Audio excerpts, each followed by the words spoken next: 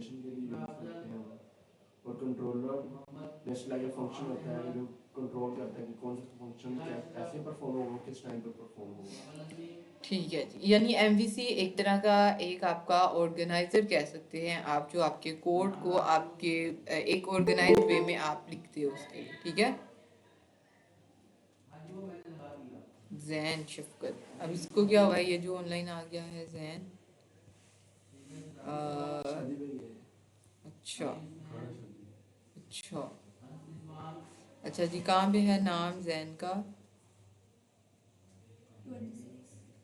26 online, ये present था और ये इसका। चलिए हो गया काम हमारा इतना। अब आ जाते हैं वापस, और ये हमने HTTP की बात करनी थी आज, हाइपर टेक्स्ट ट्रांसफर प्रोटोकॉल। अब सबसे पहले आप लोग, कल हमने देखा कि हम किस तरह से सर्वर जो है ना वो बना सकते हैं, और हमने ये भी बात की हुई है कि सर्वर सिर्फ एक ही काम करता है, हमारी रिक्वेस्ट को और हमारे रिस्पॉन्स को हैंडल करता है। ठीक है, रिक्वेस्ट और रिस्पॉन्स को जो है ना, ये नाम क्या आपका?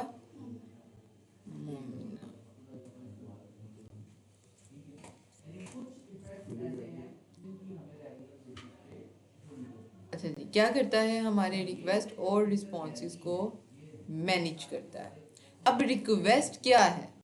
कोई भी चीज, ठीक है, जो आप फ्रंट एंड पे करते हो ना, वो आपकी क्या कहलाती है? रिक्वेस्ट। यानी फॉर एग्जांपल आप गए गूगल पे,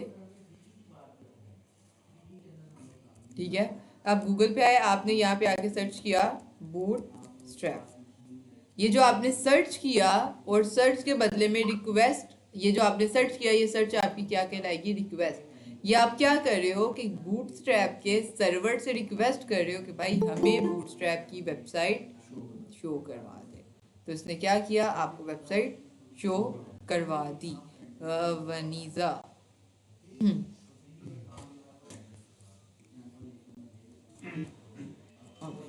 ठीक है, तो ये क्या कि इसने किया, आपको वेबसाइट शो करवा दी। तो जो वेबसाइट शो हुई है, ये आपका क्या है? रिस्पॉन्स। ये कब आया? जब आपने क्या की? रिक्वेस्ट की। तो फ्रंट एंड से आज हो क्लास में, फ्रंट एंड से आप जो भी काम करते हो वो आपका क्या कहलाता है? रिक्वेस्ट। और उसके बदले में बैकएंड जो आपको देता है वो आपका क्या कहलाता है? रिस्पॉन्स। अब रिक्वेस्ट आपकी फ्रंट एंड से 4 तरह की हो सकती है। ठीक है, पहली रिक्वेस्ट गेट की। अभी जो हमने फ्रंट एंड से रिक्वेस्ट की कि भाई हमें बूटस्ट्रैप की वेबसाइट दे दो, तो ये जो रिक्वेस्ट हमने लेने की है, यानी बैकएंड से हमें डाटा फ्रंट एंड पे चाहिए, यानी यहाँ पे हमें वेबसाइट चाहिए, तो ये आपकी क्या रिक्वेस्ट होगी? गेट की। ठीक है, अब एक चीज आप लोगों ने बहुत सारी देखी होगी, जब आप कोई फॉर्म फिल करते हैं, जब उस फॉर्म को सबमिट करते हैं, तो आपका फॉर्म का जो आपने डाटा सबमिट किया है ना, वो सारे का सारा डाटा आपको कहाँ पे आता है? बैकएंड पे। अब जब आप फ्रंट एंड से कोई चीज बैकएंड पे भेज रहे हो ना, कोई डाटा बैकएंड पे भेज रहे हो, तो उसको आप क्या कहते हो? पोस्ट। ठीक है, जब बैकएंड से डाटा आपको चाहिए फ्रंट एंड पे, बैकएंड टू फ्रंट एंड, ठीक है, तो आप क्या रिक्वेस्ट करते हो? गेट। लेकिन अगर फ्रंट एंड टू बैकएंड हो, यानी बैकएंड फ्रंट एंड से डाटा आ रहा हो और उसको बैकएंड में स्टोर करवाना है, तो उसको आप क्या कहोगे? Post request. सही है। अच्छा, इसके बाद आती है आपकी तीसरी रिक्वेस्ट, जिसको पुट या पैच कहा जाता है। ठीक है, पुट और पैच ये दोनों अपडेट के लिए यूज होती हैं। अच्छा जी, ये कब यूज होती हैं आपकी? जब आपने कोई भी चीज एडिट करनी हो, जब आप फ्रंट एंड से कोई चीज एडिट करने की रिक्वेस्ट करते हो, तो वो आपकी क्या कहलाती है? पुट या पैच। एक आपकी तीसरी रिक्वेस्ट होती है डिलीट। जब आपने कोई ना कोई चीज डिलीट करनी हो, तो जो रिक्वेस्ट आप करते हो उस रिक्वेस्ट को क्या कहते हैं? Delete request. ये चीजें क्लियर है? पूछ लो। पोस्ट किस लिए यूज होता है? Data basin. जब आप फॉर्म सबमिट करते हो, तो उस वक्त आप जो रिक्वेस्ट कर रहे होते हो वो कौन सी होती है? आपकी पोस्ट। जब आप फ्रंट एंड पे डाटा गेट करते हो, जब आप कभी दराज की वेबसाइट पे जाओ, तो वो आपको बहुत सारे प्रोडक्ट्स दिख रहे होते हैं, तो वो जो प्रोडक्ट्स दिख रहे होते हैं वो कौन सी रिक्वेस्ट की वजह से दिख रहे होते हैं? गेट की रिक्वेस्ट की वजह से। ऑनलाइन क्यों ज्वाइन कर रही हो आप? अच्छा, ठीक है। अच्छा, आगे क्या कर सकते हैं हम लोग कि पुट, गेट, पोस्ट और पैच, ये आपके पास 4 मेथड्स होते हैं और इन्हीं 4 मेथड्स को जब हम इम्प्लीमेंट करते हैं तो हम उसको नाम दे देते हैं क्रड का। क्या नाम दे देते हैं? क्रड। क्रड का क्या मतलब है? इसको ये है, हाँ, कह सकते हैं। अच्छा, अब क्रड क्या है जी आप लोगों के पास? C4 यहाँ पे लिख लेते हैं पहले, क्रड। अच्छा है, थोड़ा बड़ा कर दूं, सही है। अच्छा, CRU और D। C4 create,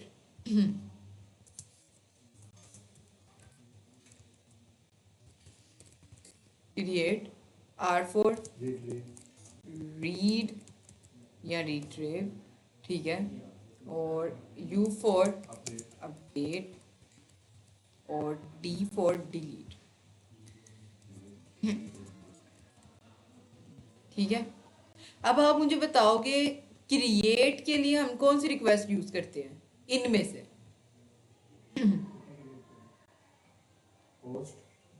post. तो क्रिएट अगर आपने करना है तो आप उसके लिए क्या यूज करोगे? पोस्ट रिक्वेस्ट, ठीक है। अगर आपने यूज करना है रीड को, यानी कोई डाटा बैकएंड से गेट करवाना है, तो उसके लिए क्या यूज करोगे? गेट, और इसको आप नाम क्या दोगे? रीड का। अगर आपने कुछ अपडेट करना है तो उसके लिए मेथड आपके होंगे पुट और पैच, लेकिन आप उसको कहोगे क्या? अपडेट। और अगर डिलीट करना है तो उसको क्या कहेंगे? डिलीट। ठीक है। ये क्या हुआ कि डिलीट के लिए आपको कौन सा मेथड यूज करना है? गेट का। क्रिएट के लिए आपको कौन सा मेथड यूज करना है? पोस्ट का। अपडेट के लिए आपको पुट और पैच, और अगर आपने डिलीट करना है तो उसके लिए आपको क्या यूज करना है? डिलीट का मेथड। ठीक है। ये आपकी कहलाती हैं HTTP रिक्वेस्ट के मेथड्स। HTTP यानी हाइपर टेक्स्ट ट्रांसफर प्रोटोकॉल। ठीक है। एक तरह का रूल है कि जब भी आपने फ्रंट एंड से कोई डाटा लेना है तो गेट, बैक एंड से कोई लेना है तो पोस्ट, डिलीट और अपडेट। तो ये इनको कहा जाता है आपका HTTP रिक्वेस्ट। और आपकी जो वेबसाइट है तकरीबन सिर्फ इसका यही काम है कि HTTP रिक्वेस्ट को हैंडल करती है और उसके बदले में आपको क्या देती है? रिस्पॉन्स। ठीक है। और अच्छा जी, क्रड में आपको पता चल गया 4 चीज़ें होती हैं। अब क्या होता है कि हम लोग इनकी लॉजिक्स बैकएंड पे बनाते हैं और उनको इंटीग्रेट फ्रंट एंड पे करते हैं। ठीक है। तो इसके लिए हमें सबसे पहले क्या चाहिए होगा? सर्वर। सर्वर हमने बनाना देख लिया। अब अगला काम क्या है? जब तक आपके पास डाटा नहीं होगा आप उसको गेट नहीं कर सकते। ऐसा ही है, आपके पास डाटा बैकएंड पे डेटाबेस में मौजूद ही नहीं है तो आप स्क्रीन पे क्या दिखाओगे? उसके लिए आपको क्या करना पड़ता है? सबसे पहले डाटा को क्रिएट करना पड़ता है। ठीक है। तो आप क्या करेंगे? क्रिएट को यूज करेंगे सबसे पहले, और फिर डाटाबेस में डाटा स्टोर करवाएंगे और देन आप उसको क्या करेंगे? गेट करेंगे। तो क्रिएट के लिए आपको यूज करना पड़ेगा सबसे पहले एक चीज, और वो चीज है डेटाबेस। ठीक है। डेटाबेस, डेटाबेस के बाद आपको कंट्रोलर। डेटाबेस में क्या है? आपका स्कीमा बनेगा। स्कीमा हमने कल डिस्कस किया था, क्या होता है?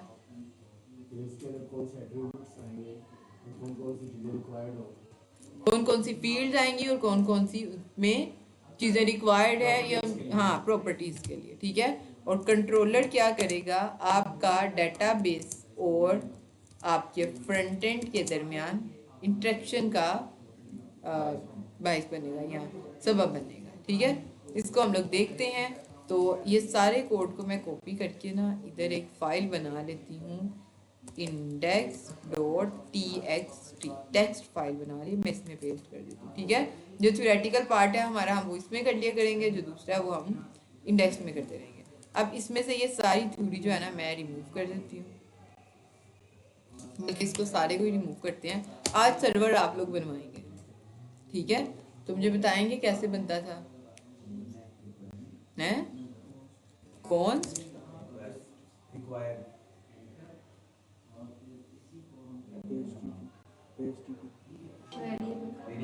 वेरिएबल का नाम express is equal to required or branches required और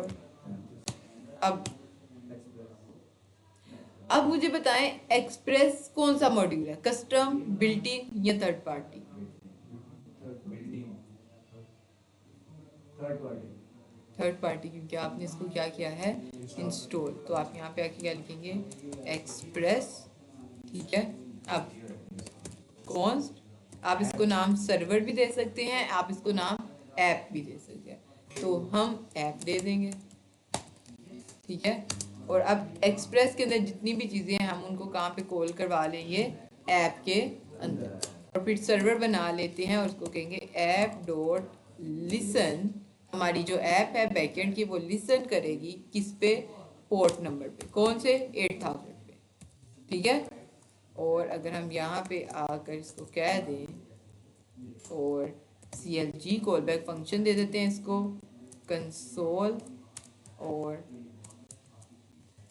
server is running on port colon 800 नहीं है। अच्छा, इसको स्टार्ट करते हैं। तरीका क्या था स्टार्ट करने का? नोट और फाइल का index dot server is running on port 8000, यानी सर्वर आपका जो है ना बैकएंड का अब चल गया। हम हैं 8000 जो है ना आपकी पोर्ट नंबर है। पोर्ट नंबर यानी आप लोग कह सकते हैं एक ऐसा नंबर है जहाँ पे आप कॉल करेंगे तो आपका सर्वर जो है आपकी बात सुनेगा। आप इसकी जगह कुछ और भी यूज कर सकते हो, लेकिन वेबसाइट्स के लिए आपको जो नंबर दिया गया ना, जो वो कहा जाता है रेफर किया गया आपको, वो 8000 है, ठीक है। आप इसके अलावा नंबर्स को 9000 7000 यूज कर सकते हो, लेकिन जब आप इंटीग्रेट करोगे तो फिर ब्राउजर पे ये इसका मसला आ जाता है, ठीक है। तो बेहतर है कि आप 8000 यूज करें, जो चीज़ जिसके लिए बनी है आप उसको यूज करें, ठीक है। अच्छा, अब क्या है, हम एक छोटा सा टेस्ट कर लेते हैं कि अगर हमारी ऐप पे यानी सर्वर पे कोई गेट की रिक्वेस्ट करेगा तो, अच्छा ठीक है, ऐप यानी सर्वर पे जब भी कोई गेट की रिक्वेस्ट करेगा तो क्या होगा। गेट आपका एक, आप लोग कह सकते हैं कि एक मेथड है, एक तरह का एक मिडलवेयर भी आप इसको कह सकते हैं, यानी एक ऐसा फंक्शन है जो क्या करेगा, रिक्वेस्ट को आपके तक सर्वर तक लेके आएगा। अच्छा, गेट आपकी गेट रिक्वेस्ट का मेथड है। आप इसमें दो चीज़ें पास करते हो, एक पाथ और दूसरा कॉल बैक फंक्शन, या जिस फंक्शन को रन करना है वो आप बताओगे। जैसे आपका रिएक्ट में था, आप पाथ और एलिमेंट बताते थे कि इस पाथ पे जब यूज़र आएगा तो उसको ये वाला कंपोनेंट जो है वो दिखा देना। यहाँ पे भी वही काम है, पाथ बताएंगे। मैं पहले सबसे इसको कहती हूँ स्लैश गेट, यहाँ मैं इसको कह देती हूँ गेट यूज़र, ठीक है। आगे क्या करेंगे, गेट यूज़र के बाद ये आपका एक पैरामीटर हो गया। अब दूसरा पैरामीटर, इसमें आप पास करेंगे रिक्वेस्ट और रिस्पॉन्स। ये आपके दो क्या होंगे यहाँ पे पैरामीटर आपके कॉल बैक फंक्शन के अंदर। अब ये कॉल बैक फंक्शन क्यों है, क्योंकि गेट भी एक फंक्शन है और उसके अंदर आप दूसरा फंक्शन ये कॉल कर रहे हो, और ये फंक्शन आपका एनोमिनस फंक्शन। आप देखो इसका कोई नाम नहीं है, तो आप रिक्वेस्ट और रिस्पॉन्स यहाँ पे हैंडल करोगे। अब रिक्वेस्ट तो आपकी आएगी इस URL के ऊपर, ठीक है, इसको आपको करने की जरूरत नहीं है। आगे आएगा आपका रिस्पॉन्स है URL है, ठीक है। और रिस्पॉन्स क्या है आपका, रिस्पॉन्स आ जाए लाइबा।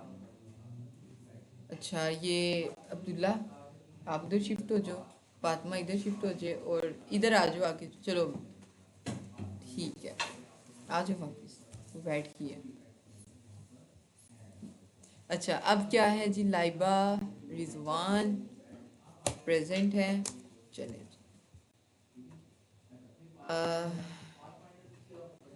अच्छा जी, रिक्वेस्ट और रिस्पॉन्स की समझ लगी। रिक्वेस्ट क्या है, जो फ्रंट एंड से यूज़र करेगा, और यूज़र किस राउट पे रिक्वेस्ट करेगा, इस पे, ठीक है। जब यूज़र फ्रंट एंड से गेट यूज़र करेगा तो हमने उसको आगे से देना है रिस्पॉन्स, और हम उसको कहेंगे कि रिस्पॉन्स बैकएंड अब देगा रिस्पॉन्स, ठीक है। रिस्पॉन्स कौन देगा? आपका सर्वर, यानी आपका बैकएंड।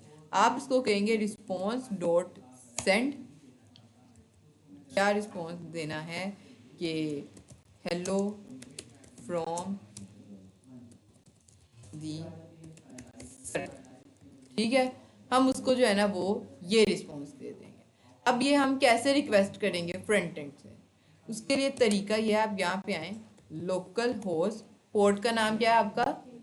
8000 एंटर करेंगे। अभी ये क्या कह रहा है? कैन नॉट गेट स्लैश, यानी बाय डिफॉल्ट आपकी जो रिक्वेस्ट होती है ना फर्स्ट, वो किस राउट पे जाती है? स्लैश पे। लेकिन हमने राउट क्या बनाया हुआ है? स्लैश गेट यूजर्स, एस से यूजर, एंटर। गेट यूजर भी इसने, अच्छा।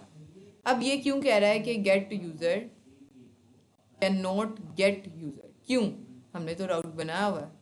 मैं इसको कॉपी करके वहां पे पेस्ट कर देती हूँ, ठीक है। ये रहा, एग्जैक्ट है वही। लेकिन ये क्यों कह रहा है कि कैन नॉट गेट यूजर? उसकी वजह ये है कि आपका सर्वर बंद हो चुका है। अभी आप लोकल सर्वर चला रहे हो Node.js का, ठीक है। तो अगर आप अपनी फाइल में एक लफ्ज भी चेंज करते हो ना, तो ये आपका सर्वर बंद हो जाता है, आपको उसको रीस्टार्ट करना पड़ता है। तो है, बताऊंगी। Node index.js, enter, server run हो गया। अब आते हैं, और अगर हम रिक्वेस्ट करेंगे तो हेलो फ्रॉम सर्वर आ गया। तो जब भी आप फ्रंट एंड से इस तरह रिक्वेस्ट करोगे तो आपको बैक एंड क्या करेगा? उसका रिस्पॉन्स देगा। अभी जो आप फ्रंट एंड पे डाटा खुद से बना कर शो करवाते हैं ना, वो तो डमी डाटा है, ठीक है, वो चेंज नहीं होता, आपने बना दिया वो पड़ा हुआ है। लेकिन ये जो अब हम डाटा लेके आ रहे हैं, ये बैक एंड से क्या होता रहेगा? चेंज होता रहेगा।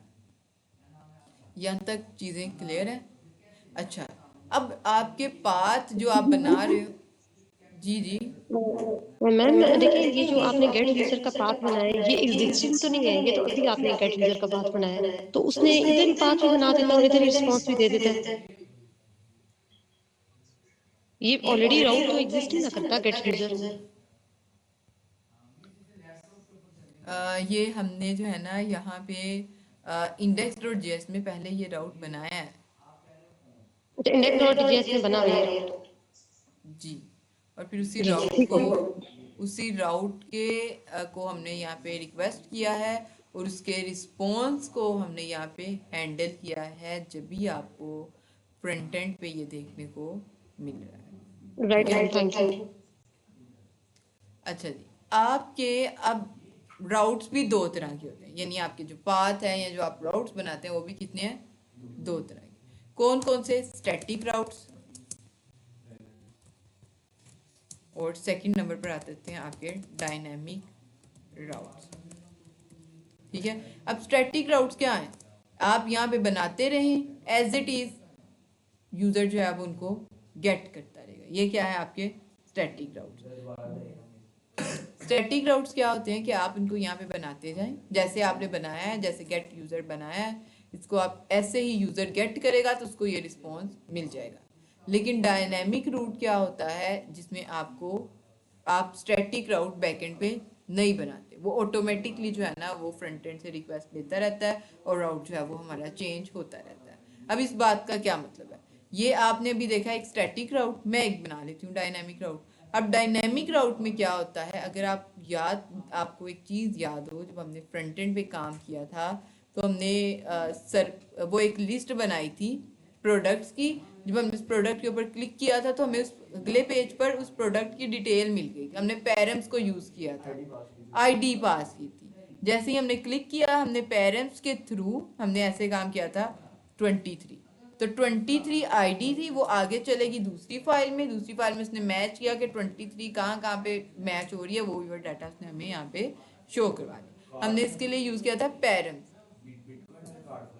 हाँ ठीक है। अच्छा, अब यहाँ पे क्या होगा कि आप वो जो आपका 23 वाला राउट था ना, वो क्या था? डायनेमिक, कि आप उसमें अपनी रिक्वायरमेंट्स के अकॉर्डिंग कोई भी वैल्यू जो है ना वो पास कर सकते हो।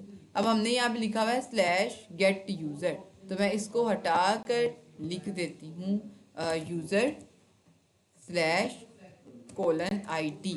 अब ये कोलन ID क्या है, ये एक बन चुका है वेरिएबल। क्या बन चुका है, एक। आप इसमें किसी भी तरह का जो डाटा है ना वो अपना यहाँ पे स्टोर करा सकते हो, यानी आप इसमें किसी भी तरह का नंबर, किसी भी तरह की कोई भी चीज़ यहाँ पे पास कर सकते हो। अब इसको निकालेंगे कैसे, इसको निकालने का तरीका वही है कौन, जैसे आप लोग वहाँ पे करते थे रिक्वेस्ट नहीं डाटा, मैं इसको नाम दे देती हूँ कौन, data is equal to request dot body और डॉट, ये थोड़ा सा मुझे जहन से निकल गया, लेकिन चले इसको चेक करते हैं CLG। और अगर मैं यहाँ पे आकर लिखूँ डाटा तो हमारे पास क्या आएगा, यहाँ से डाटा। ठीक है, कंसोल करते हैं ज़रा कि अगर कोई यूज़र इस पर रिक्वेस्ट करेगा तो उसको क्या मिलेगा, index.js। और ये क्या कह रहा है कि राउट्स और static routes is not defined, ये रहे। सबमिट करते हैं, सर्वर को हम रीस्टार्ट यहाँ पे करेंगे। Server is running on port. अब देखो आप यहाँ पे हमें आईडी नहीं देखने को मिली, ऐसा ही है ये वाला। क्यों नहीं मिला, क्योंकि अभी तक ये फंक्शन आपका चला ही नहीं है। ये कब चलेगा, जब यूजर इसके ऊपर रिक्वेस्ट करेगा। तो हम फ्रंट एंड से जाते हैं, स्लैश यूजर स्लैश 12 लिख देती हूँ मैं, एंटर करूंगी तो ये can not data request dot body is not defined, यानी हमें रिस्पॉन्स क्या मिला है बैकएंड की तरफ से, एरर। ठीक है, तो अगर आप बैकएंड पे भी चले जाएं, अब बैकएंड का सर्वर चला है और हमें यहाँ पे क्या देखने को मिल रहा है, एरर। और वो क्या कह रहा है कि can not D structure property data of request dot body, यानी वो कह रहा है कि आप रिक्वेस्ट की बॉडी में से डाटा को यहाँ पे डी स्ट्रक्चर नहीं कर सकते, यानी निकाल नहीं सकते। तो रिक्वेस्ट डॉट पैरम्स था शायद, एक दफ़ा ये चेक करते हैं, अगर ना हुआ तो फिर हम लोग जो है ना वो सर्च कर लेंगे। और इसको मैं नाम दे देती हूँ डाटा। और अब चेक करते हैं, Ctrl+C नोड। अभी देखें सर्वर नहीं चला, फ्रंट एंड से जाते हैं, रिक्वेस्ट करते हैं तो हेलो फ्रॉम सर्वर, लेकिन हमें रिस्पॉन्स जो है वो ये रहा, आ गया जी। ठीक है, और उसने आईडी गेट कर लिया यहाँ पे 12। हमने फ्रंट एंड से क्या आईडी भेजी थी, 12। अगर आप यहाँ पे देखें तो इसने यहाँ पे गेट कर ली 12 आईडी।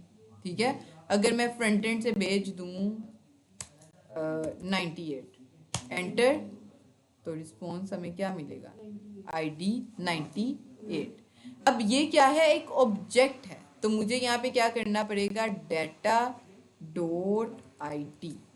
ठीक है, डायनेमिक में राउट चेंज होता है। अगर मैं यहाँ पे आके डाटा डॉट ID करूँगी, अब यहाँ पे मैं डायरेक्ट नहीं कर सकती क्योंकि ये एक ऑब्जेक्ट है, और यहाँ पे मैं ऑब्जेक्ट के अंदर से कह रही हूँ कि मुझे ID दे दो। अगर आप यहाँ पे देखो तो ये जो आपका डाटा है ना वो एक ऑब्जेक्ट है, तो आप कहोगे डाटा डॉट ID। ठीक है, तो मैं यहाँ पे भी ये क्या कर रही थी कि डायरेक्ट ऑब्जेक्ट के अंदर ही उसको ID निकाल ली थी, तो वो एरर था। ये डाटा आपका एक ऑब्जेक्ट है, अगर मैं होवर करूँ इसके ऊपर तो ये देखें डाटा, और इसके अंदर क्या है, की ID। तो अगर आपको ID चाहिए तो आप यहाँ पे आके नेक्स्ट स्टेप में कहोगे कि भाई डाटा के अंदर से मुझे ID दे दो। तो अगर हम अब इसको सर्वर को रीस्टार्ट करें तो ये रहा, अभी ये चलेगा नहीं जब तक मैं इसको यहाँ से रिक्वेस्ट नहीं करूँ। एंटर करते हैं तो अब आप देखें इसने डायरेक्ट दे दिया ऑब्जेक्ट के बजाय 98। तो हमने क्या किया है, ऑब्जेक्ट के अंदर से ID को निकाल लिया। अब हमने रिस्पॉन्स सेंड करना है, पहले हम रिस्पॉन्स सेंड करें हेलो फ्रॉम द सर्वर। ठीक है, हेलो, अब हम कहेंगे हेलो यूज़र। अब जो यूज़र की ID हम वो भी इसको साथ भेजेंगे कि हमें बैकएंड पे तुम्हारी ID रिसीव हो गई है, अब हम तुम्हें क्या दे रहे हैं, रिस्पॉन्स। तो अब ID आपकी क्या है, एक वेरिएबल। ठीक है, तो अगर आपको वेरिएबल यूज़ करने हैं सेंड के लिए तो आप इसको क्या करेंगे, इन्वर्टेड कॉमास के बजाय बैटिक्स में लिखेंगे। ठीक है, तो आप इसको कहेंगे hello user ID colon dollar का साइन कर्ली ब्रैकेट, और यही डाटा के अंदर से ID को निकालेंगे। Hello user ID from the backend. ठीक है, सही है। जैसे ही यूज़र फ्रंट एंड से आईडी भेजेगा हम बैकएंड से रिस्पॉन्स करेंगे उसी आईडी के साथ। उसको पता चल जाएगा कि अच्छा बैकएंड ने मेरा जो डाटा है वो रिसीव कर लिया। चलाते हैं दोबारा से, ये रहा, हम इसको भेज देते हैं 56, एंटर। अब देखो, hello user ID 56 from backend. आपने कभी ऐसा मैसेज देखा हो जब आप फॉर्म फिल करते हैं, जब डाटा सबमिट हो जाता है तो आपको एक मैसेज आता है फॉर्म सबमिटेड सक्सेसफुली, ठीक है, या यूज़र क्रिएटेड सक्सेसफुली। तो वो कब आता है? जब डेटाबेस के अंदर आपका डाटा जो है वो जाकर स्टोर हो जाता है, तो डेटाबेस बैकएंड से आपको एक मैसेज आता है कि आपका डेटाबेस सक्सेसफुली स्टोर हो चुका है। तो ये वही मैसेज हम यहाँ पे बना रहे हैं कि जब भी यूज़र कोई भी प्रोडक्ट गेट करेगा तो हम उसको क्या कहेंगे, ये कि भाई तुमने प्रोडक्ट सक्सेसफुली गेट कर लिया, ये तुम्हारे प्रोडक्ट्स आ गए और ये तुम्हारी रिक्वेस्ट की आईडी आ गई।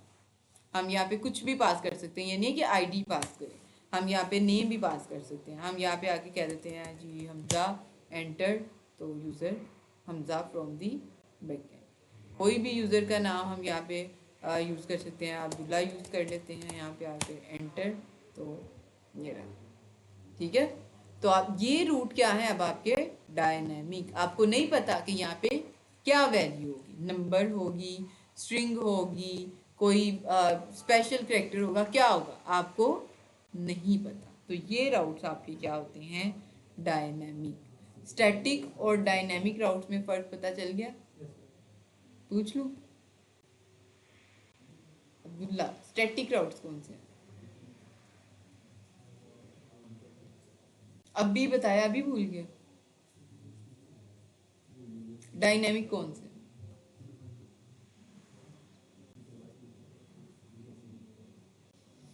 फातिमा,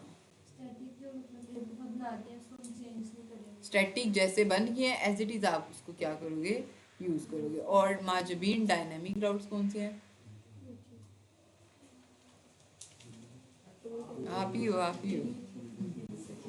अच्छा अच्छा, चलो हाँ बताओ डायनेमिक राउट्स कौन से हैं जो चेंज हो जाते हैं। और डायनेमिक राउट्स का राउट कैसे बनेगा, आप लगाओगे कोलन और कुछ, ठीक है, आईडी, आप नेम, अपनी रिक्वायरमेंट्स के अकॉर्डिंग आप इसको चेंज कर सकते हो, लेकिन ये कोलन लगाना लाजमी है। इस कोलन से पता चलेगा कि ये राउट क्या है आपका डायनेमिक, यानी ये एक वेरिएबल है, इसकी वैल्यू कुछ भी हो सकती है। अच्छा, अब इसी तरह से आपकी इसी तरह से आपके फंक्शंस बनते हैं, ठीक है, जिसमें आप बैकएंड को, जिसको आप कहते हो बैकएंड, इसी तरह से आपके फंक्शन बनते हैं। ये यूजर रिक्वेस्ट करता है और रिक्वेस्ट के बदले में आपका ये वाला फंक्शन जो है वो एग्जीक्यूट होता है, ठीक है, और रिस्पॉन्स करता है। इसी तरह से अगर हम फ्रंट एंड से कोई डाटा बेचते हैं तो उसके लिए भी आप इसी तरीके को यूज़ करोगे।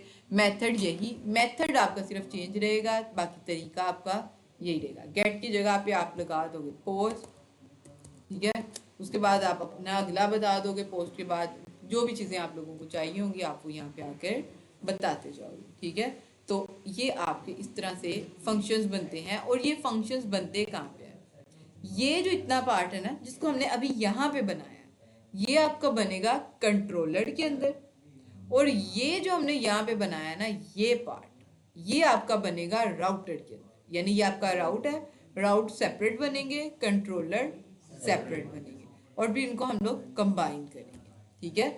और वो कैसे करेंगे ये भी सारी चीज़ें हम लोग एक एक करके देखेंगे, लेकिन यहाँ तक चीज़ें क्लियर हैं। कोई इश्यू है तो आप लोग पूछ लें। इसको जो है हम अभी के लिए, हाँ कोई मसला है, नहीं पूछना, ठीक है। कॉन्फ़िग के अंदर आते हैं। अब सबसे पहला काम क्या होता है बैकएंड के लिए, जब भी आपने बैकएंड स्टार्ट करना है तो सबसे पहला काम आपका ये होगा कि आपने डेटाबेस को कनेक्ट करना है अपने बैकएंड के साथ, सर्वर के साथ, ठीक है।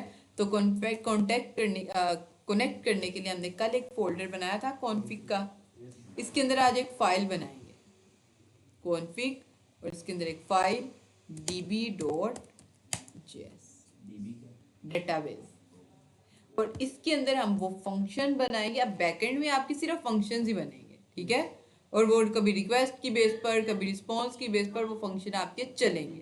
तो आपका ये जो फंक्शन बनेगा यहाँ पे, इस फंक्शन में हम लोग क्या करेंगे, बैकएंड डेटाबेस के साथ ये बैकएंड को कनेक्ट करेंगे। अब उसका तरीका क्या है कि आप सबसे पहले तो आ जाए यहाँ पे आप सर्च करें मोंगो डीबी एटलस, साथ साथ करते रहें MongoDB Atlas. Excuse me ma'am, जी मैम ये जो आपने राउट बनाया अभी, तो ये जो फ्रंट एंड के ऊपर हम जो राउट बनाते हैं ऐप डॉट जेएस के अंदर, वो राउट और ये जो इधर आपने राउट बनाई, ये दोनों सेम होने चाहिए या डिफरेंट होंगे? नहीं, ये डिफरेंट हो सकते हैं। अच्छा, ये डिफरेंट हो सकते हैं। हाँ डिफरेंट हो ठीक है, सकते हैं। Thank you. अच्छा जी, हाँ तो हम आ जाते हैं। हाँ अच्छा,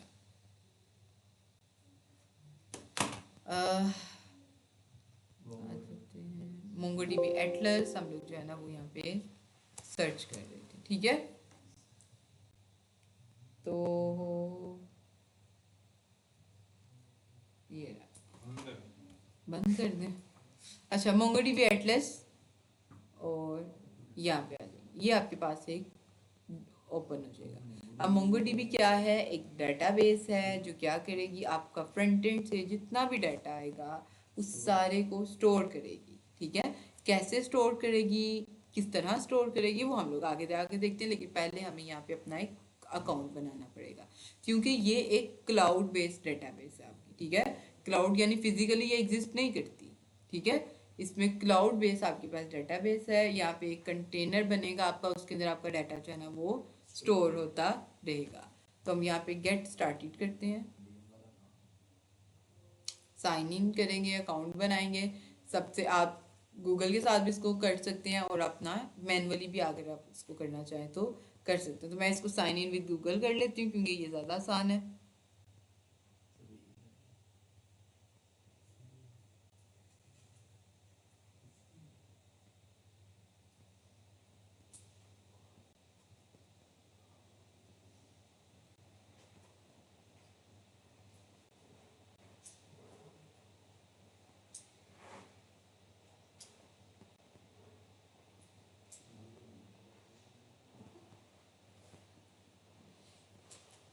इंटरनेट थोड़ा सा हमारा स्लो हो गया।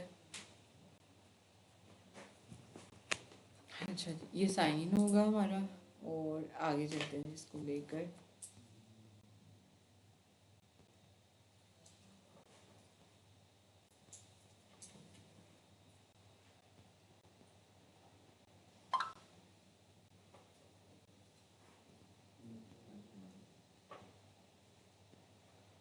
अच्छा, ये आपके पास एक इंटरफेस खुल जाएगा।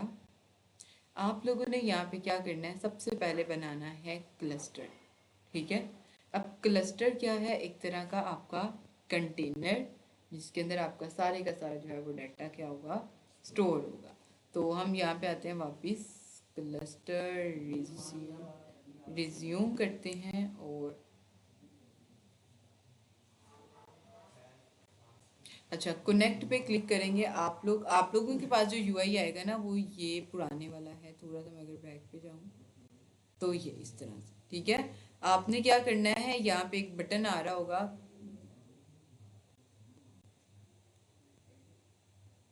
अच्छा क्रिएट क्लस्टर पे क्लिक करते हैं। और अभी क्योंकि हम लोग पेड नहीं यूज़ कर रहे इसका वेरिएंट, हम लोग फ्री वेरिएंट यूज़ कर रहे हैं, तो हम लोग यहाँ पे आएंगे और मेरे पास तो फ्री वेरिएंट जो है अब ख़त्म हो चुका है इनका। मैं अकाउंट चेंज करती हूँ। अच्छा Mongo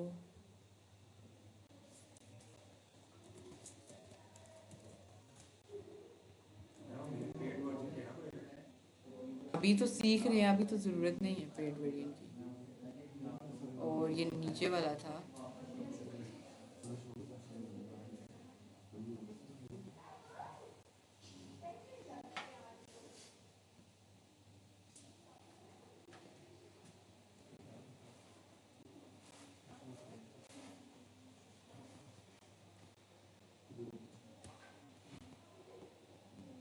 sign in with Google करेंगे इसको भी।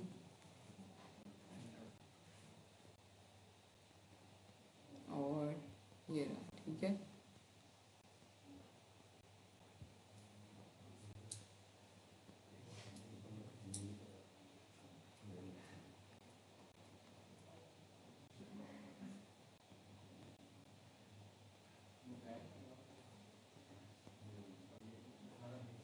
आई एक्सेप्ट द प्राइवेसी पॉलिसी और मैं इसको सबमिट करती हूँ। ठीक है,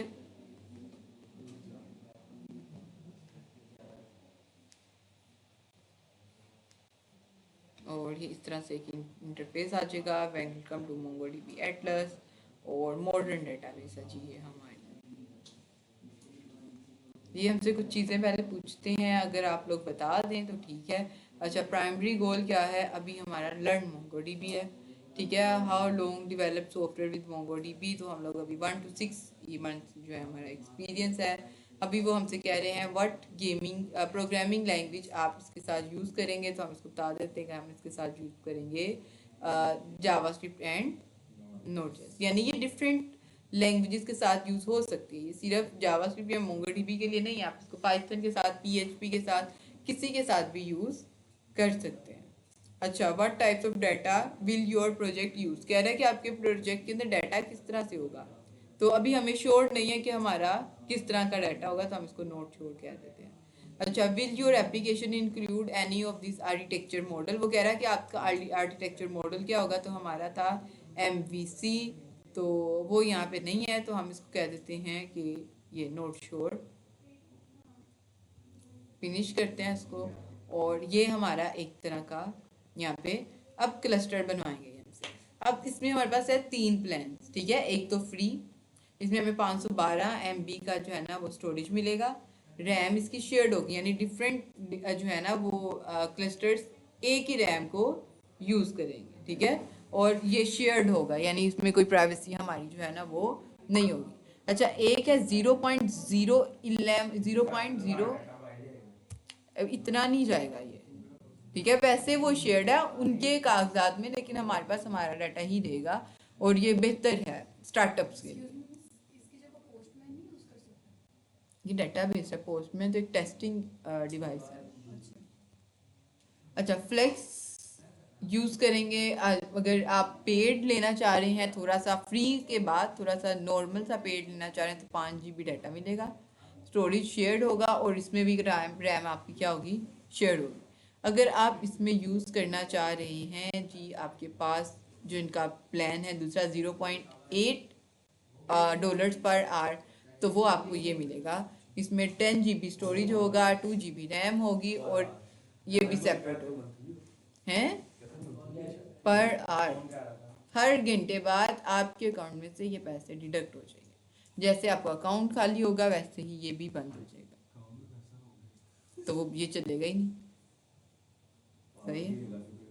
अच्छा जी, क्लस्टर हम लोग बता देते हैं। अच्छा, अभी पेड अनपेड हम यूज़ करें तो हमारा एक ही क्लस्टर बनेगा, और उस क्लस्टर का नाम होगा क्लस्टर 0। ठीक है, होस्टिंग जो हमें ये प्रोवाइड करेंगे AWS की है। उसके बाद इसमें रीजन हमारी जो है ना रेकमेंडेड, हमारे करीब सिर्फ मुंबई का सर्वर है जिसको हम लोग ये AWS जिसको हम लोग यूज़ कर सकते हैं, इसके अलावा हमारे पास कुछ नहीं है। तो हम इस क्लस्टर को क्या कर लेते हैं, यहाँ पे आकर क्रिएट कर लेते हैं।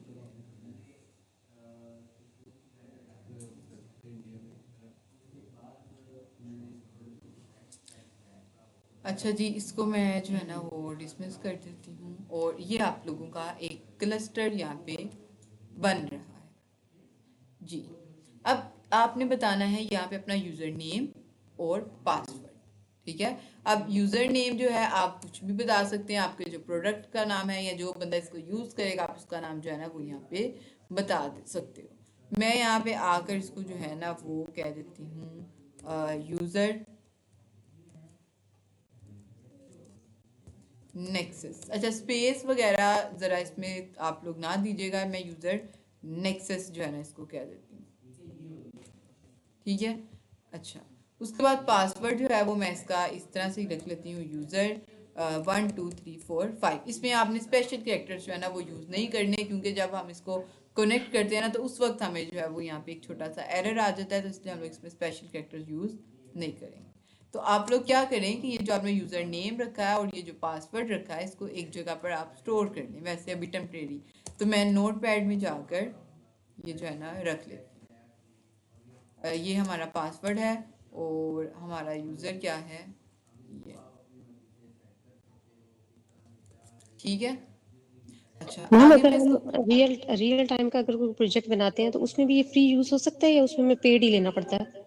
उसमें फ्री यूज़ हो सकता है जब तक वो फील नहीं होता। स्टार्टअप्स के लिए आप पेड फ्री यूज़ कर लें, उसके बाद अगर आपका डाटा ज़्यादा हो जाता है, चल जाता है आपका जो भी स्टार्टअप है, तो फिर आप उसके लिए फिर पेड पेड यूज़ करेंगे ना।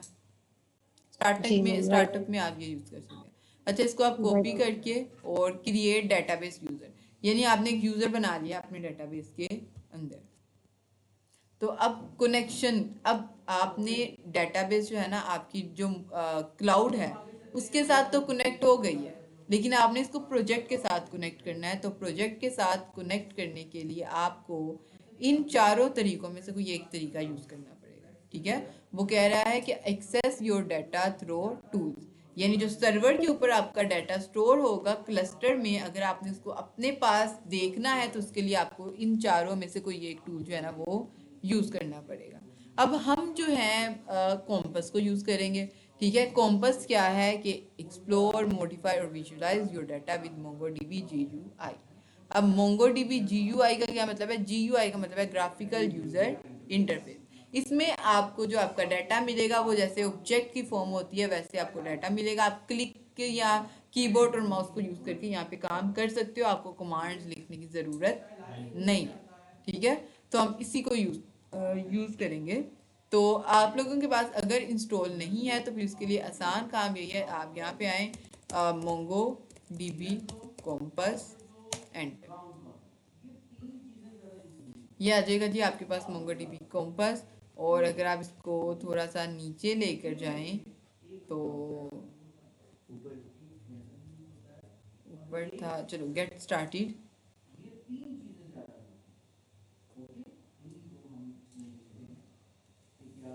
ये तो एटलस वाला ही राउट आ गया है हमारे पास। अच्छा, दूसरा तरीका ये था कि आप कहाँ गए, हम वापस जाते हैं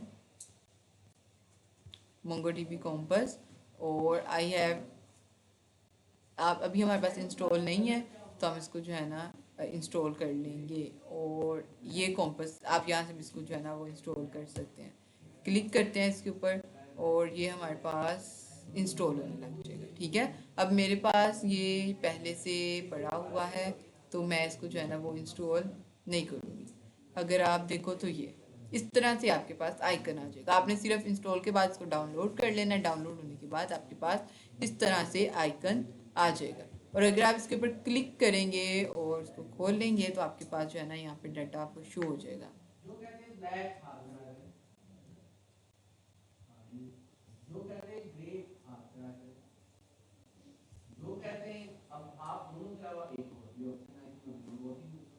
अच्छा, अब क्या करना है, जब आप इसको डाउनलोड कर लेंगे ना उसके बाद आपने ये जो स्ट्रिंग है ना इसको कर लेना है कॉपी।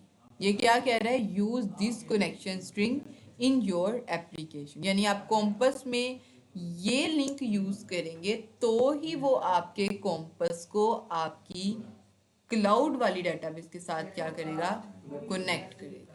तो आप इसको कॉपी कर लें। जब आपकी डेटाबेस डाउनलोड हो जाए तो आप लोग क्या करिएगा जी, यहाँ पे आपके पास ऑप्शन आता है ऐड न्यू कनेक्शन का। ठीक है, आप इसको ख़त्म करिएगा और इसकी जगह ये पेस्ट कर दीजिएगा। ठीक है, और सेव एंड कनेक्ट पे अगर हम क्लिक करेंगे तो हमारा ये क्या करेगा, उसको उसके साथ ये कनेक्ट कर रहा है। ठीक है, अगर कनेक्ट सक्सेसफुली हो जाएगा तो ये टिक आ जाएगा, अदरवाइज जो है ये आपको एरर शो करवा देगा। और अगर मैं आप लोगों को पिछला डाटा दिखा दूं, कनेक्ट पे क्लिक करूं, ये कोई और क्लस्टर है तो ये रहा, टेस्ट का एक फोल्डर बनता है और ये डाटा स्टोर होगा। फाइल्स की फोल्डर की फॉर्म में डाटा स्टोर होगा। ये मेरे पास कैटेगरीज थी, प्रोडक्ट्स थे, स्टूडेंट्स थे और सब कैटेगरीज थी, डिफरेंट डिफरेंट कलेक्शंस थी। ठीक है, कैटेगरीज के फोल्डर में मेरे पास है कैटेगरीज का जितना भी डाटा है उसकी कलेक्शन, प्रोडक्ट्स का डाटा, स्टूडेंट्स का डाटा और सब कैटेगरीज। एक और भी था क्लस्टर, लेकिन चलो ये भी दो ही नज़र आ रहे हैं तो हम इसको यूज़ करते हैं। तो फोल्डर के अंदर हम चले जाएंगे तो जैसे हमारे पास ऑब्जेक्ट्स होते हैं उसी तरह से यहाँ पे डाटा जो है ना हमारा स्टोर होता है। देखें, ये हमारी की और ये उसकी वैल्यू, ये की और ये value, keys and value pair में। और अगर आप इसको देखना चाहते हो तो ये देखो ऑब्जेक्ट की फॉर्म। ठीक है, पूरा ऑब्जेक्ट आपका बना हुआ है और उसके अंदर आप जो है ना अपना डाटा स्टोर करवाते हो। तो डेटाबेस इसमें इस तरह से स्टोर होता है। इसमें कोई रिक्वायरमेंट नहीं है कि आपने लाजमी ये नेम, आईडी, ईमेल, ये सारी फील्ड्स आपने फिल करनी है। आप कोई भी खाली छोड़ सकते हो, कोई भी स्किप कर सकते हो, ये आपको एरर इसमें नहीं देगा। आप इधर से डाटा को डिलीट भी कर सकते हो और एडिट भी कर सकते हो, ठीक है। यहाँ पे आप चले जाए जीमेल, इसको आप कुछ भी करके और इसको अपडेट भी कर सकते हो। यानी ये आपका ग्राफिकल यूजर इंटरफेस है कि आपको बटन्स दिए हुए हैं, आप बटन्स को यूज करते हो, कीबोर्ड और माउस को यूज करके काम कर सकते हो। लेकिन अगर ये होता कमांड लाइन, तो आपको पता है कि आपको क्या करना पड़ना था, कमांड लिखनी पड़नी थी, ठीक है। जैसे npm run dev, npm start, इस तरह की जैसे फ्रंट एंड पे आप कमांड्स लिखते रहे हो, यहाँ पे भी कमांड्स लिखनी पड़नी थी। तो कमांड से बेहतर है कि हम ग्राफिकल यूजर इंटरफेस जो है ना वो यूज कर लें। तो अब ये हो गया हमारे पास, ये तो पुराना क्लस्टर था। जो अभी आपने बनाया है क्लस्टर, जिसके ऊपर ये ग्रीन डॉट आ जाए ना, इसका मतलब है वो आपका क्लस्टर जो है ना वो चल रहा है, ठीक है। तो अभी मैं इसको बंद करती हूँ। जो मैंने स्ट्रिंग कॉपी की थी, ये स्ट्रिंग आपने ज़रा संभाल के रखनी है, ये वाली स्ट्रिंग, ठीक है, क्योंकि यही आपकी जो है ना डेटाबेस कनेक्ट करने में आपकी हेल्प करेगी। अब बैकएंड पे आ जाते हैं। फोल्डर में हमने करना है डेटाबेस को कनेक्ट। तो कनेक्ट करने के लिए हमें एक चीज़ इंस्टॉल करनी पड़ेगी जिसको कहा जाता है मोंगूज। क्या कहा जाता है? मोंगूज। npm install mongoose। अब mongoose क्या है? mongoose,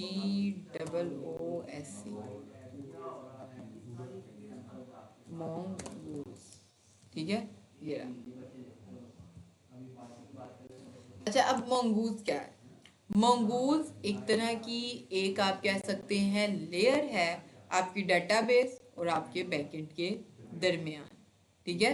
जैसे बैकएंड एक ब्रिज है आपकी डेटाबेस और फ्रंट एंड के दरमियान, इसी तरह से mongoose एक ब्रिज है आपकी डेटाबेस और आपके बैकएंड के दरमियान। mongoose आपके बैकएंड को हेल्प करता है कि वो डेटाबेस के अंदर से डाटा को डिलीट कर सके, अपडेट कर सके, रिट्रीव कर सके, ठीक है, गेट कर सके, अपडेट। यानी आप देखें, आपको फ्रंट एंड से रिक्वेस्ट यूजर ने की है कि भाई यूजर जो है ना अली के नाम से, उसको डिलीट कर दो, तो आप कैसे करोगे? बैकएंड को तो एक्सेस है ही नहीं डेटाबेस की फाइल तक जाने की। तो mongoose अगर आप इंस्टॉल करते हो तो ये आपको हेल्प करेगा कि आप यहाँ पे आओ और अली का यूजर अगर यहाँ पे पड़ा हुआ है तो उसको आप यहाँ से डिलीट कर दो, ठीक है। तो इस तरह से आप इसको यूज कर सकते हो। तो सबसे पहले हम npm इंस्टॉल करेंगे mongoose को, और अगर हम यहाँ पे आके सर्च कर लें mongoose को, तो mongoose,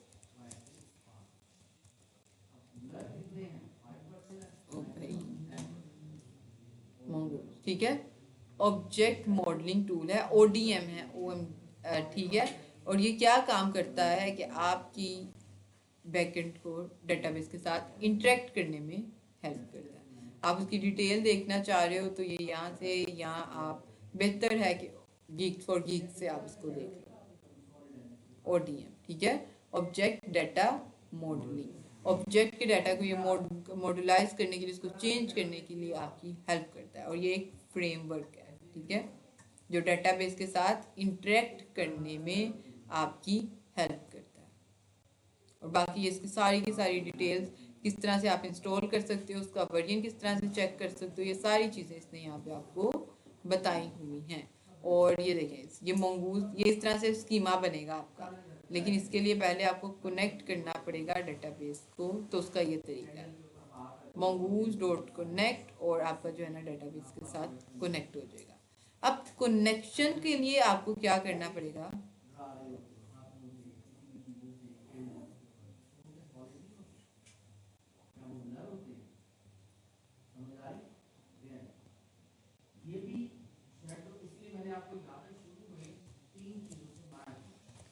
अब हम आ जाते हैं इधर, और यहाँ से हम लिखवाएंगे। अब बैकएंड में हम लोग कोड जो है ना वो खुद से नहीं लिखेंगे, ठीक है, लिखवाएंगे सारा, इसको इसी से समझेंगे और उसको समझने के बाद हम लोग उसको थोड़ा बहुत मॉडिफाई किया करेंगे। अच्छा, यहाँ पे हम इसको कहते हैं कि DB,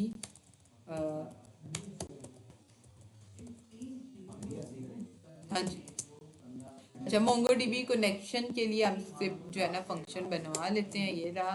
तो इसको यहाँ पे रखते हैं और देखते हैं क्या करता है। ठीक है, बना दिया है इसने, लेकिन ये रहा। ठीक है, इसने बना दिया है create a MongoDB connection file.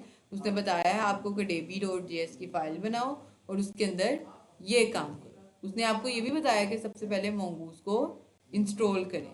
ठीक है, लेकिन हम लोग अगर देखें तो उसने ये जो दो चीज़ें यूज़ की हुई है ना, ये पहले यूज़ होती थी, ये अब यूज़ नहीं होती। और उसके बाद इसने यहाँ पे यूज़ किया हुआ है ट्राई एंड कैच को। अब ट्राई एंड कैच क्या करता है? एसिंक्रोनस आपने बात हमने देखा था प्रोमिसेस क्या होते हैं? नहीं, प्रोमिसेस आपके एक तरह का ऑब्जेक्ट होता है जो आपकी जो भी आपका स्टेट होती है उसको ये आइडेंटिफाई करता है। यानी आपने अगर रिक्वेस्ट की है ना, जैसे मैं यहाँ पे आती हूँ, मैंने रिक्वेस्ट किया है कि अब्दुल्ला नाम का यूज़र जो है ना वो मुझे उसकी इन्फॉर्मेशन मिल जाए। अब जैसे मैं यहाँ से रिक्वेस्ट करूँगी, मैं इसको एंटर करूँगी, अब मेरी रिक्वेस्ट जा रही है। इसके 3 फेसेस हैं। एक तो ये कि अगर मेरी रिक्वेस्ट बैकएंड को मिल जाती है तो बैकएंड मुझे रिस्पॉन्स कर देगा। बैकएंड जब मुझे रिस्पॉन्स करेगा तो मेरा स्टेटस क्या होगा? फिलफुल, यानी मैंने किस चीज़ की रिक्वेस्ट की और वो मुझे रिक्वेस्ट रिस्पॉन्स उसका आ गया, तो ये क्या है? फिलफुल। उसके बाद दूसरा पेंडिंग, यानी अभी आप यूज़र के लिए रिक्वेस्ट कर रहे हो, डेटाबेस तक रिक्वेस्ट पहुंची नहीं, या डेटाबेस तक रिक्वेस्ट पहुंच गई, आगे से आपको रिस्पॉन्स नहीं आया, तो उसको अभी आप क्या कहोगे? पेंडिंग। तीसरी फेज है आपकी फेल, यानी आपने रिक्वेस्ट की, बैकएंड ने आपको रिस्पॉन्स किया कि भाई ये तो हमारे पास है ही नहीं। ठीक है, यानी ये यूजर हमारे पास नहीं है, तो आपकी रिक्वेस्ट क्या होगी? फेल। फेल रिजेक्ट, आपकी रिक्वेस्ट क्या होगी? रिजेक्ट। फिलफुल, पेंडिंग और रिजेक्ट। तो आपका ये जो प्रोमिसेस हैं ये इसी पे काम करते हैं। सबसे पहले आपके पास आ जाता है एसिंक और अवेट। एसिंक क्या है? एक कीवर्ड है जो क्या करता है? आपके फंक्शन को एसिंक्रोनस बनाता है, यानी वेट करवाता है। ठीक है, अब जब आपका फंक्शन रन नहीं हो रहा तो इसके अंदर वाली चीजों को भी क्या करना चाहिए? वेट करना चाहिए। जब तक पेरेंट रन नहीं होगा तो चाइल्ड को रन नहीं होना चाहिए। लेकिन क्या होता है? एसिंक के अंदर फंक्शन वेट कर लेता है, लेकिन अगर आप अवेट यूज नहीं ना करते तो ये फंक्शन, इसकी बॉडी जो है इसका वेट नहीं करती और ये एग्जीक्यूट हो जाती है, जिसकी वजह से हमें पेंडिंग या इस तरह के एरर जो है ना वो देखने को मिल जाते हैं। अब ये फंक्शन कब चलेगा?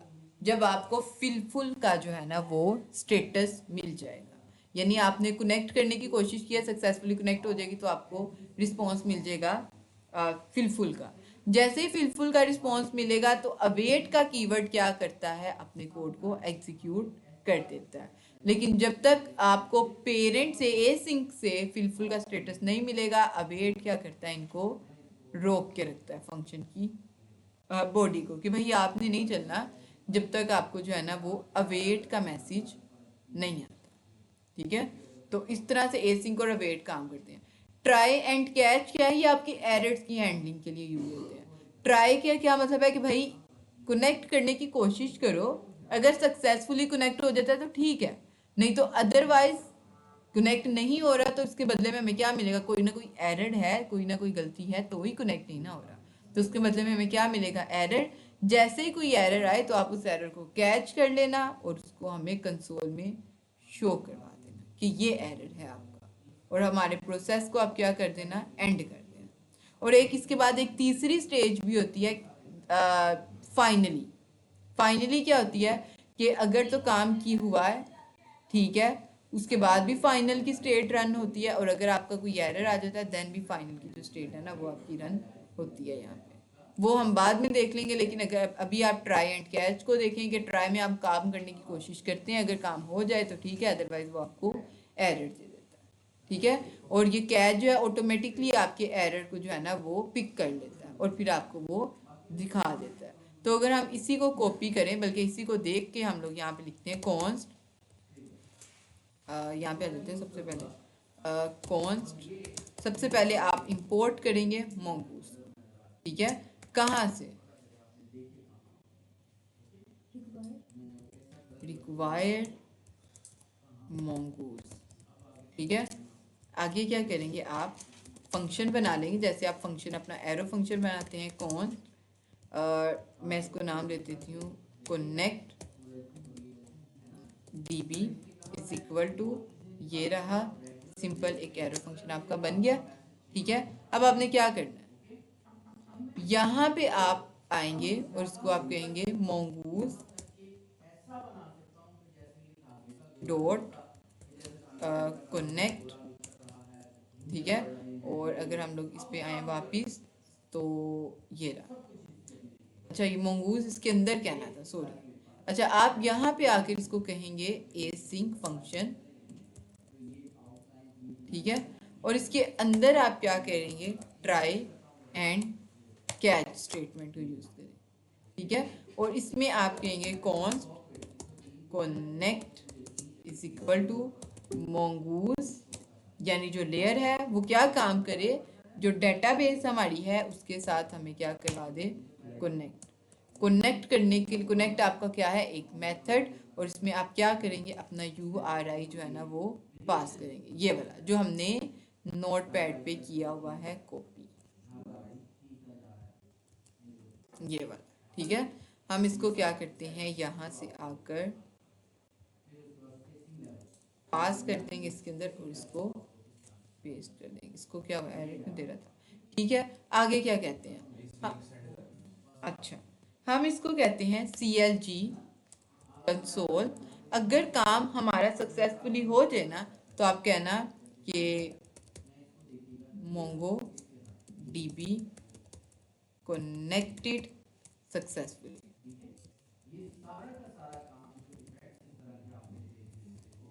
स्पेलिंग थोड़ी गलत नहीं हो गई, CES होता है, अच्छा सक्सेसफुली। ठीक है, और उसके बाद हम इसको बता देते हैं कनेक्ट, और हाँ connect dot host, connect dot होता था हमारे पास होस्ट, एक मिनट इसको देख ले इसने क्या किया हुआ है यहाँ पे। अच्छा नहीं, तो ये क्या करेगा, कनेक्ट डॉट कनेक्शन होस्ट होता था मेरे ख्याल से, कनेक्ट डॉट होस्ट नहीं, कनेक्ट डॉट,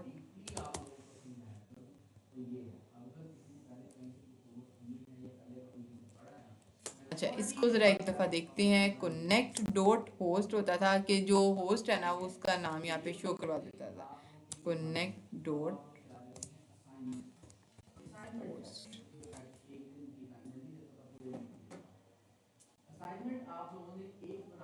हाँ, mongoose dot connection dot host, यानी जो होस्ट कर रहा है ना आपकी इस डेटाबेस को, उसका URL आपको जो है ना वो नीचे देखने को मिल जाएगा। ये मैंडेटरी नहीं है, ये लाजमी नहीं है, लेकिन मैं इसको जो है ना यहाँ पे यूज़ करती हूँ तो इसलिए मैं आप लोगों को भी इसका बता रही हूँ। वैसे आपका काम सिर्फ इतने से भी चल जाएगा, अगर आप डायरेक्ट आकर ये कर दें तो भी आपका काम जो है ना वो चल जाएगा। तो अगर हम इसी को यूज़ कर लें तो ज़्यादा बेहतर हो जाएगा। अच्छा, अब अगला काम क्या है, आपने फंक्शन बना दिया है, अब एरर को हैंडल करते हैं। CLG कंसोल के DB कनेक्शन फेल, ठीक है, और रीज़न क्या है उसकी वो हमें बताएगा ये वाला एरर। ठीक है, हम इसको आके कहेंगे भाई एरर जो तुमने कैच किया ना एरर, उसमें जो मैसेज है वो तुम हमें दिखा दो, एरर डॉट मैसेज, तो ये शो करवा देगा। अब ये फंक्शन तो बन गया है, यूज कैसे होगा, इसको आपको क्या करना पड़ेगा, एक्सपोर्ट। तो एक्सपोर्ट करने के लिए यहाँ पे जो तरीका है वो ये है मॉड्यूल डॉट एक्सपोर्ट। हमने बात की थी मॉड्यूल क्या है कि एक कोड का ब्लॉक है जिसमें हम कोड लिख लेते हैं, लॉजिक लिख लेते हैं और उसको हम लोग यूज कर सकते हैं, रीयूज, जस्ट लाइक फंक्शन। तो इसको भी हम मॉड्यूल ही कहेंगे क्योंकि ये भी एक फंक्शन है, इसके अंदर भी हमने लॉजिक लिखी हुई है और इसको हम क्या करेंगे, एक्सपोर्ट कर देंगे। अब इसको इंपोर्ट कहाँ करेंगे, यहाँ पे आकर आप कहेंगे कॉन्स्ट, मैं इसको नाम दे देती हूँ connect db is equal to require, अब मुझे बताएं पाथ डॉट स्लैश, बल्कि डॉट स्लैश, और कॉन्फ़िग का फोल्डर था, उसके अंदर क्या था, db.js। तो आपने सिंपल बस इसको यहाँ पे लेके आना है और रिक्वेस्ट से पहले आपने इसको यहाँ पे कॉल कर देना। ठीक है, ये काम हो गया। अब इसको चेक करते हैं हम, कंट्रोल सी नोड index.js, और ये लो यहाँ पे आ गया मैसेज MongoDB कनेक्टेड सक्सेसफुली। ठीक है, तो आपकी डेटाबेस जो है ना वो सक्सेसफुली यहाँ पे कनेक्ट हो चुकी है आपके प्रोजेक्ट के साथ। अब आप लोगों का नेक्स्ट वीक यही काम है कि आप लोग, अच्छा एक और Node.js के अंदर होता है जी, आप लोगों के पास एक कॉन्सेप्ट, आप लोगों ने Node.js की अभी तक काम किया और बिल्ट इन मॉड्यूल्स को आप लोगों ने देखा। इसमें एक होता है जी आप लोगों के पास बफर, और ये इसको सर्च ना करने लग जाए, एक बफर होता है और एक आपके पास जो है ना, ये MongoDB के हिसाब से बताने लग गया है। Node.js में चले जाते हैं।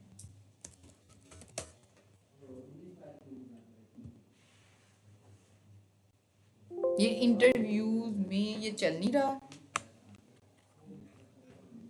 अच्छा, ये इंटरव्यू के लिहाज से जो है ना वो चीज़ें पूछी जाती हैं, इसलिए मैं ये बता रही हूँ। लेकिन ये बफर रहा आपका ये वाला, और क्लस्टर नहीं,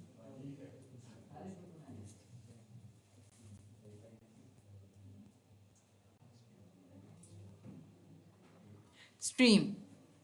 ठीक है, स्ट्रीम एंड क्लस्टर, ये दो पॉइंट्स आप लोगों ने जो है ना वो देख के आने हैं अपनी इसके डेटाबेस Node.js के। ठीक है, तो साथ में आपने अपनी डेटाबेस बना के लानी है, कॉम्पस को इंस्टॉल करके लाना है और उसको इस तरह से कनेक्ट करना है, और उसके साथ आप लोगों ने अपने प्रोजेक्ट के साथ जो है ना इसको कनेक्ट करना है। पहले मैं नेक्स्ट लेक्चर में आप लोगों की चेक करूँगी और उसके बाद ही हम लोग जो है ना वो अगले टॉपिक को करेंगे। ठीक है, तो ये सबका काम हुआ होना चाहिए। तो मुझे अब USB दे दें, सिर्फ डेटाबेस बनानी है और उसको प्रोजेक्ट के साथ कनेक्ट करके लेके आना।